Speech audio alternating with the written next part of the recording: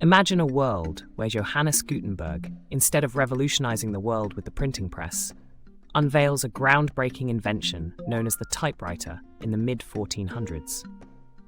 In this alternate timeline, the ability to produce neat, handwritten quality documents instantly becomes accessible to scribes and businesses across Europe.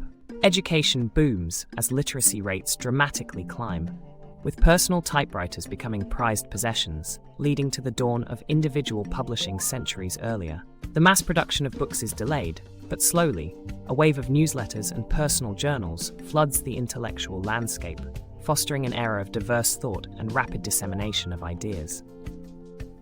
Libraries evolve uniquely with a mix of typed documents and manually copied books, painting a fascinating picture of history